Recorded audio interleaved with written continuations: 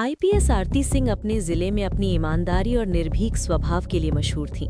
एक आम दिन वो सादे कपड़ों में बाजार का जायजा ले रही थीं, तभी उनकी नज़र एक हृदय विदारक दृश्य पर पड़ी। सब्जी बेचने वाले बूढ़े विश्वनाथ और उनकी बेटी तारा को इंस्पेक्टर सुरेश और कुछ पुलिसकर्मी बेरहमी से धक्के मार रहे थे।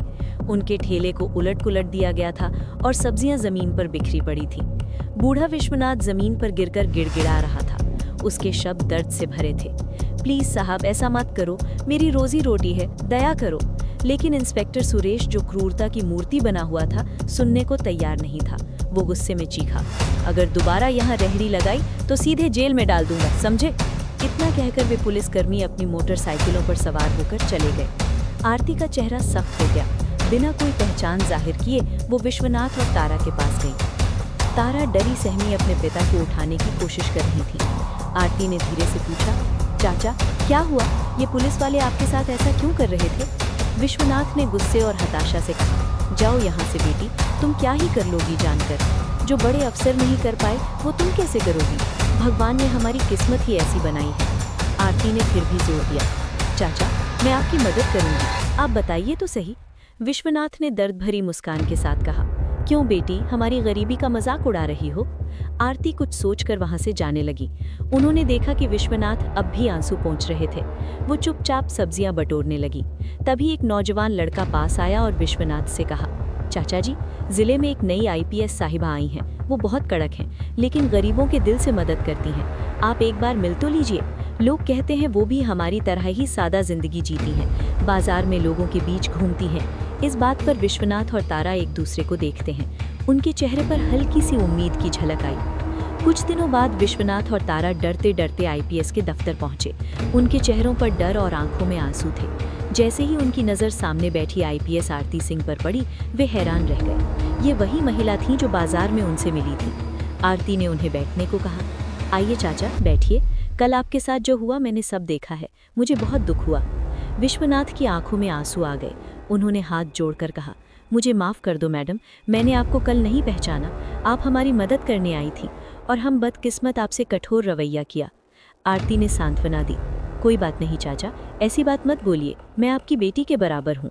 विश्वनाथ ने रोते हुए अपनी आप बीती सुनाई। मैडम, जब भी हम सब्जियां बेचने बाजार में रेहड़ी लेकर जाते हैं, वो पुलिस वाला आ जाता है और बिना पैसे दिए सारी सब्जियां ले जाता है। जब हम उसका विरोध करते हैं तो वो हमें धमकी देता है कि मैं तुम दोनों को जेल में डाल दूंगा। वो कहता है, अगर तुम चाहते हो कि मैं सब्जी पैसे देकर ले जाऊं तो तुम अपनी इस बेटी को एक रात के लिए मेरे पास भेज दो। ये सुनकर आईपीएस आरती सिंह के होश उड़ गए। उनकी आंखें गुस्से से लाल हो गईं। उन्होंने सख्त आवाज में पूछा, तुमने उनके खिलाफ रिपोर्ट क्यों नहीं दर्ज करवाई? तारा ने बताया, मैडम हम गए थे थाने में, लेकिन वहाँ के हवलदार ने हमें धक्का देकर बाहर निकाल दिया। बोला आज के बाद उनकी शिकायत लिखवाने आई तो तुम बाप बे भुगतने पड़ेंगे। गुस्से में सुरेश ने आरती के बाल पकड़कर खींचे। दर्द से कराफती हुई आरती बाल छुड़ाकर बोली, मैं तेरे खिलाफ रिपोर्ट करूंगी, तूने मेरे साथ बदतमीजी की है। सुरेश अपने ओहदे की ताकत में मदहोश था। उसने कहा, रिपोर्ट कर? तेरा इतना हिम्मत? तू एक सब्जी बेचने वाली गरीब भिखारी की बेटी है और मैं इस थाने का इंस्पेक्टर, मैं तुझे यहीं से उठवा सकता हूँ। सुरेश मोटरसाइकिल पर चढ़कर चला गया। आरती चुपचाप वहाँ से निकल गई। घर जाकर कपड़े बदलकर आरती एक आम औरत की तरह थाने पहुंची। वहाँ इंस्पेक्टर सुरेश नहीं था, हवलदार मनोज कुमार डेस्क पर बैठा था। आरती ने सीधे पूछा, मुझे इंस्पेक्टर सुरेश के खिलाफ रिपोर्ट करनी है और एसएचओ साहब से भी मिलना है। मनोज कुमार ने ताना मारते हुए हंसकर कहा, रिपोर्ट बनानी है तो पहले कुछ खर्चा लेकर आई हो? यहाँ रिपोर्ट बनाने के लिए 10,000 रुपए लगते हैं, लाए हो तो निकालो। आरती का चेहरा संजीदा हो गया और उन्होंने सख्त आवाज में पूछा, आप रिश्वत क्यों मांग रहे हैं? रिपोर्ट बनाने के लिए कोई फीस नहीं लगती। मनोज कुमार हंसते हुए बोले, यहाँ जो भी आता है अपनी मर्जी से पैसे देता है और नहीं दिया तो उसकी रिपोर्ट नहीं बनती। आरती ने गहरी सांस ली। ठीक है, ये लो 10,000 रुपए, अब रिपोर्ट लिखो। पैसे लेकर मनोज कुमार ने पूछा, किसके खिलाफ रिपोर्ट है? आरती ने कहा, इंस्पेक्टर सुरेश के खिलाफ। उन्होंने एक सब्जी बेचने वाली औरत के साथ बदतमीजी की है। रोज वो उसकी रेहड़ी से बिना पैसे सब्जियां ले जाते हैं और जब मैंने विरोध किया तो उन्होंने मुझ पर हाथ उठाया। मैं उसके खिलाफ सख्त कानूनी कार्रवाई चाहती हूँ। मनोज कुमार का चेहरा सफेद पड़ गया। डरते हुए बोले, वो तो हमारे थाने के सीनियर इंस्पेक्टर हैं और वैसे भी अगर कोई फ्री में चीज दे तो उसमें क्या बुराई है? आरती सब समझ चुकी थी कि ये सिस्टम अंदर से सड़ा हुआ है। वो बिना कुछ बोले चुपचाप थाने से बाहर निकल गईं। लेकिन उनकी आंखों में अब इंसाफ की आग जल रही थी। अगले दिन सुबह आईपीएस आरती सिंह अपनी वर्दी पहनकर सीधे उसी थाने पहुंची। उनके साथ उनका सरकारी गार्ड था। अंदर इंस्पेक्टर सुरेश और हवलदार मनोज कुमार दोनों मौजूद थे।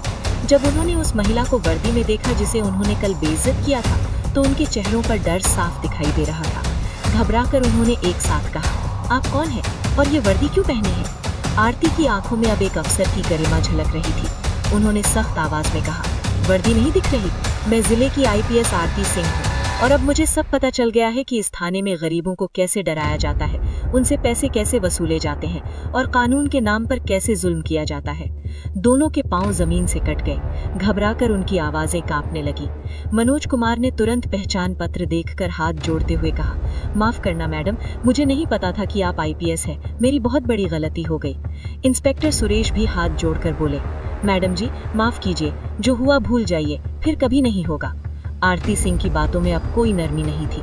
कड़क आवाज में बोली, आज से तुम दोनों को सस्पेंड करती हूँ और जो काम वर्दी पहनकर किया है उसका हिसाब अब कानून करेगा।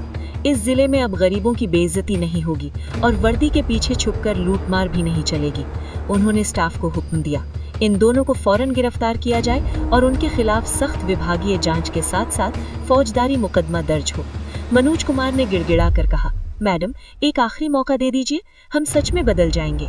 आरती कुछ पल खामोश रही। संजीदा लहजे में बोली, तुम्हें माफी नहीं, इंसाफ मिलेगा कानून के दायरे में। कानून सबके लिए एक जैसा है, अफसर हो या आम आदमी। अगर तुम्हारी नीयत सच में बदल गई है तो अदालत में साबित करो। उनके अल्फाज ने थाने के हर कोने में गूंज छोड़ दी। उस दिन के बाद जिले में तब्दीली साफ दिखाई दी। अब न रिश्वत चलती थी, न गरीब की आवाज दबी थी। सब्जी बेचने वाला विश्वनाथ फिर से मुस्कुराता दिखाई देता था।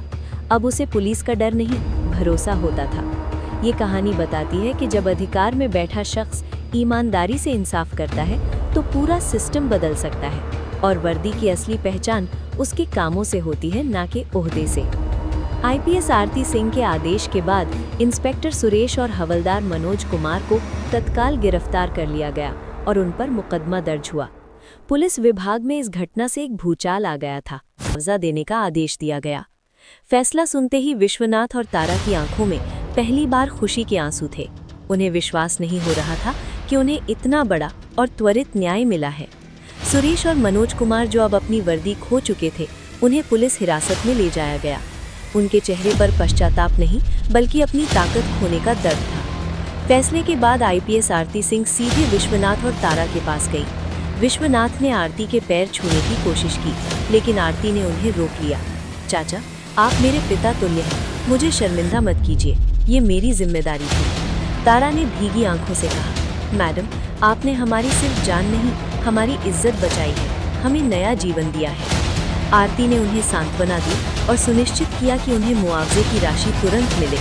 इसके बाद उन्होंने पूरे जिले में सुलभ पुलिसिंग अभियान चलाया, जिसके तहत हर थाने में एक जनता दरबार शुरू किया गया, जहां कोई भी नागरिक सीधे शिकायत दर्ज करा सकता था, बिना किसी फीस या डर के।